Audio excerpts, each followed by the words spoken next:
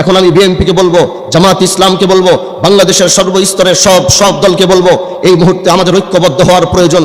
এই মুহূর্তে এক দল আরেক দলের বদনাম করার সময় নেই, একজন আরেকজনের কথা আরেকজনের পিছনে লাগার সময় নেই। এখনই আমাদের সময়, সমস্ত দল আমরা একসাথে হয়ে, সমস্ত দল একসাথে কাঁধে কাঁধ মিলিয়ে যে সার্বভৌমত্ব রক্ষার বিষয় বারবার আসছে, আমাদের বুঝতে হবে আমরা যুদ্ধ করেছি, হাজী শরিয়াতুল্লাহ যুদ্ধ করেছে, এদেশে ব্রিটিশ বিরোধী আন্দোলন করেছে, পাক হানাদার বাহিনীর বিরুদ্ধে আন্দোলন করেছে। আমাদের অস্ত্রের প্রয়োজন হয় নাই, আমাদের জনগণের প্রয়োজন হয় নাই, আমরা ইমানের মাধ্যমে সবসময় মোকাবেলা করেছি। ইতিহাস টানতে গেলে দেখবেন এক ইতিহাস বারবার আসবে, মুসলমান ইমানের দ্বারা মোকাবেলা করেছে। এজন্য বলবো আওয়ামী লীগ থেকে আমরা শিক্ষা পেয়েছি। এজন্য বর্তমান বাংলাদেশে বিএনপি বলবো, জামাত ইসলাম বলবো, সমস্ত ইসলামী সমমনা দলগুলো বলবো, সবাইকে ঐক্যবদ্ধ হয়ে সার্বভৌমত্ব রক্ষার জন্য হাতে হাত মিলিয়ে আগামীর বাংলাদেশ গড়বার জন্য একটি সিদ্ধান্তে আসতে হবে। আর যদি আপনারা সেই সিদ্ধান্তে না আসবেন, তাহলে মনে রাখবেন এদেশের মানুষ আওয়ামী লীগের সাথে যে ব্যবহার করেছে আপনাদের সাথে একই ধরনের ব্যবহার করবে। আপনারা জানেন আল্লাহ পাক আমাকে হযরতে হাজী শরিয়াতুল্লাহ রহমতুল্লাহ আলাইহির বংশের সন্তান হিসাবে কবুল করেছেন। যখন এই দেশ ব্রিটিশের জিঞ্জিলে আবদ্ধ ছিল, হিন্দু জমিদারদের অত্যাচারে দেশ যখন অত্যাচারিত ছিল, তখনই এই দেশে হাজী শরিয়াতুল্লাহ রহমতুল্লাহ আলাইহি আগমন করেছিলেন এবং সমস্ত অন্যায় অবিচারকে রুখে দেওয়ার জন্য একটি হুঙ্কার দিয়েছিলেন।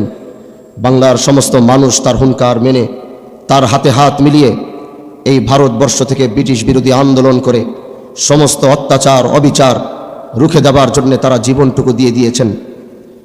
আজও আমরা সেই বংশের সন্তান এদেশে বেঁচে আছি, আজও আল্লাহ পাক আমাদেরকে বাঁচিয়ে রাখছেন, আজও দেশের জন্য মানবতার জন্য আমরা কাজ করে যাচ্ছি।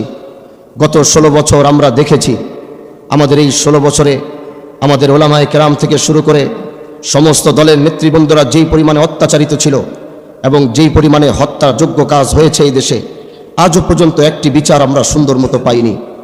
এই জুলাই আগস্টের গণ অভ্যুত্থানে যারা শহীদ হয়েছে তাদের পরিবার রাষ্ট্রের কাছে বিচার চাইতে পারছে যে আমার সন্তান হত্যা হয়েছে, আমি সেটার বিচার চাই।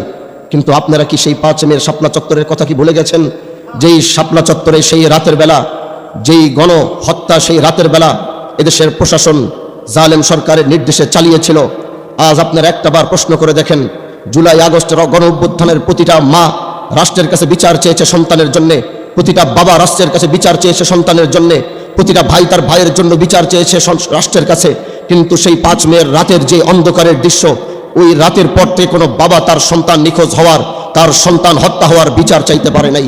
তাহলে আপনি বুঝেন যে আমরা কেমন কোণঠাসা ছিলাম। এজন্য আমার বক্তব্য শেষ, আমি লম্বা কথা বলবো না, সবচেয়ে শেষ কথা এটাই বলতে চাই, আল্লাহ পাক আমাদেরকে একটি সুন্দর ব্যবস্থা করে দিয়েছেন, আগামীর বাংলাদেশ গড়বার জন্য সুন্দর একটি রাস্তা তৈরি করে দিয়েছেন। এখন আমি বিএনপিকে বলবো, জামাত ইসলামকে বলবো, বাংলাদেশের সর্বস্তরের সব দলকে বলবো, এই মুহূর্তে আমাদের ঐক্যবদ্ধ হওয়ার প্রয়োজন। এই মুহূর্তে এক দল আরেক দলের বদনাম করার সময় নেই, একজন আরেকজনের কথা আরেকজনের পিছনে লাগার সময় নেই। এখনই আমাদের সময়, সমস্ত দল আমরা একসাথে হয়ে, সমস্ত দল একসাথে কাঁধে কাঁধ মিলিয়ে যে সার্বভৌমত্ব রক্ষার বিষয় বারবার আসছে, আমাদের বুঝতে হবে আমরা যুদ্ধ করেছি, হাজী শরিয়াতুল্লাহ যুদ্ধ করেছে, এদেশে ব্রিটিশ বিরোধী আন্দোলন করেছে, পাক হানাদার বাহিনীর বিরুদ্ধে আন্দোলন করেছে। আমাদের অস্ত্রের প্রয়োজন হয় নাই, আমাদের জনগণের প্রয়োজন হয় নাই, আমরা ইমানের মাধ্যমে সবসময় মোকাবেলা করেছি। ইতিহাস টানতে গেলে দেখবেন এক ইতিহাস বারবার আসবে, মুসলমান ইমানের দ্বারা মোকাবেলা করেছে। এজন্য বলবো আওয়ামী লীগ থেকে আমরা শিক্ষা পেয়েছি। এজন্য বর্তমান বাংলাদেশে বিএনপি বলবো, জামাত ইসলাম বলবো, সমস্ত ইসলামী সমমনা দলগুলো বলবো, সবাইকে ঐক্যবদ্ধ হয়ে সার্বভৌমত্ব রক্ষার জন্য হাতে হাত মিলিয়ে আগামীর বাংলাদেশ গড়বার জন্য একটি সিদ্ধান্তে আসতে হবে। আর যদি আপনারা সেই সিদ্ধান্তে না আসবেন, তাহলে মনে রাখবেন এদেশের মানুষ আওয়ামী লীগের সাথে যে ব্যবহার করেছে আপনাদের সাথে একই ধরনের ব্যবহার করবে।